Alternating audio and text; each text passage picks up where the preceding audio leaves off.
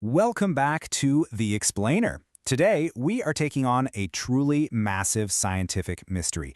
One that stretches back thousands of years, but, and here's the crazy part, holds the absolute key to our future survival.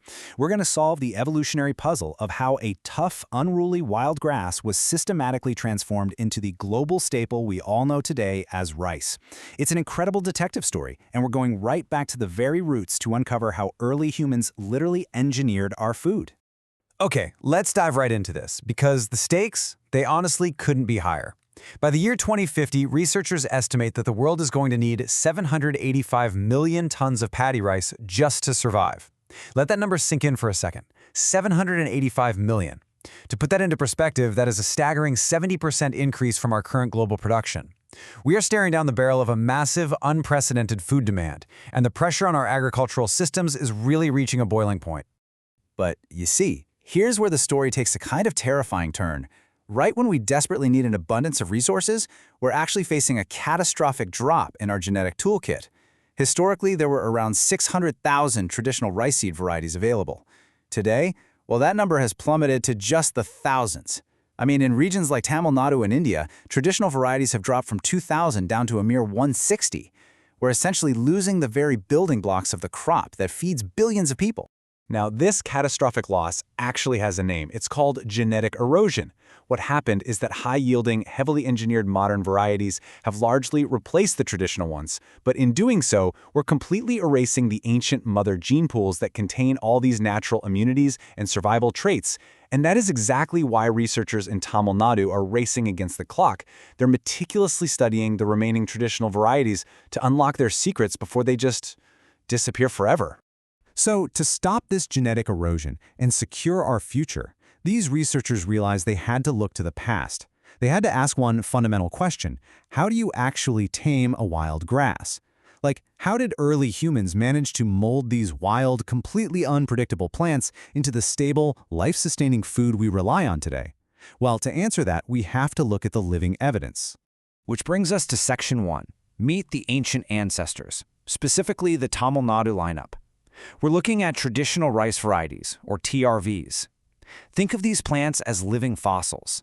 They've been quietly growing for generations, holding on to ancient genetic traits that modern commercial rice has completely forgotten about.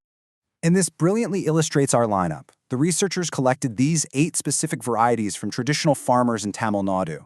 Just look at the incredible visual diversity here. You've got ancient wild strains with dark, black husks and bold shapes, sitting right alongside slender, white, very modern-looking cultivated grains. Each one of these seeds is basically a critical clue in our evolutionary timeline.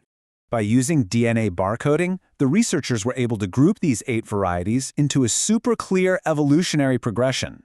The timeline starts with the wild mother plant, Oryza rufipogon. From there, it shifts to early domesticated varieties, then to cultivated lines, and finally lands on the highly improved modern Oryza sativa variety known as 13BT. So we basically have a complete genetic staircase right in front of us. Now we move into Section 2, Decoding the Plant Clues through Forensic Morphology. This is where we look at the actual bodily changes the plant underwent over thousands of years to prove how domestication happened.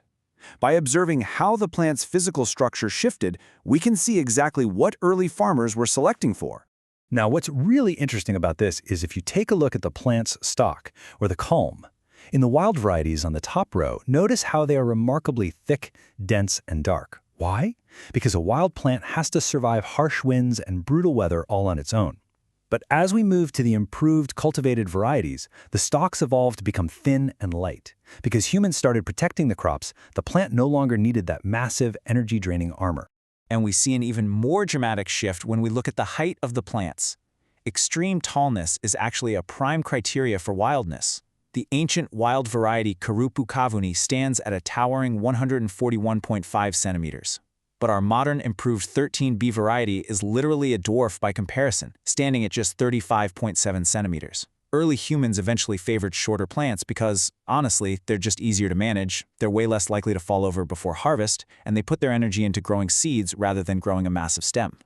But the researchers didn't just look at the big picture, they zoomed in on the micro-clues. Take a look at the ligules. These are the little protective flaps right where the leaf meets the stem. In the wild plants, these flaps are broad with jagged, serrated edges.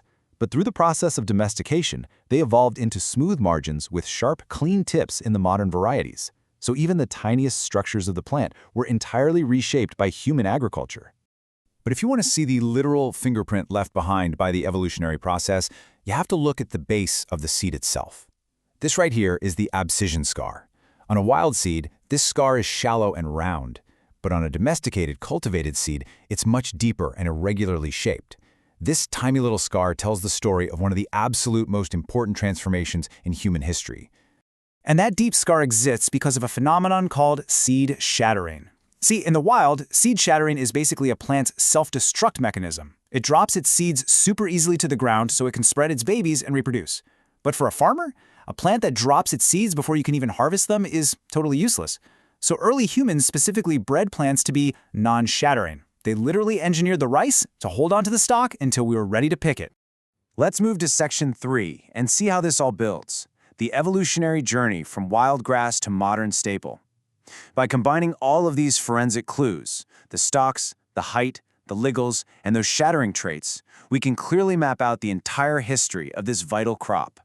Here is the definitive visual roadmap the researchers created. On the far left, you've got the wild, unruly Oryza rufipogon varieties, built tough to survive the harsh wilderness, and then step by step, trait by trait, through thousands of years of careful human selection, it progresses through early domesticated stages, into cultivated lines, and finally, to the highly engineered, improved varieties on the far right.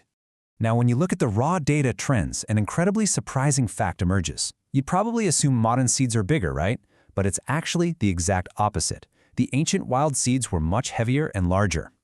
The wild rufipogon weighed nearly 25 grams per 100 seeds, while the modern 13-bit weighs just 12 grams. Why? Well, heavy wild seeds are a lot harder to cook and eat, so early farmers selectively bred for lighter, easier-to-cook grains that could be reliably managed.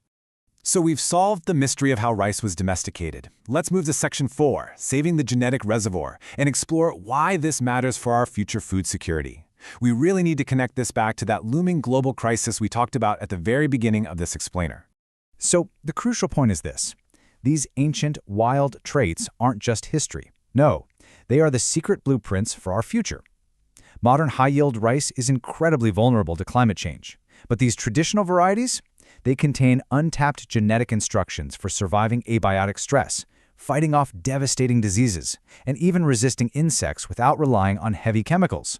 They are literally living reservoirs of resilience. And beyond just surviving extreme climates, these traditional colored grains actually act as functional foods with massive untapped health benefits.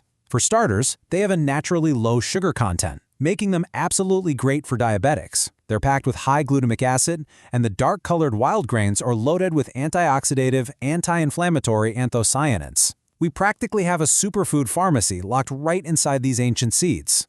Which leaves us with this final, incredibly urgent thought. Our modern farming practices have given us the incredible yields we need to feed the present, but that has come at the severe cost of genetic erosion. We've engineered out almost all of the wildness, but if we let those ancient, tough, traditional varieties go extinct, what genetic tools will we possibly rely on to survive the challenges of the future? Protecting our ancient agricultural roots isn't just about preserving history, it is the absolute necessity for securing tomorrow.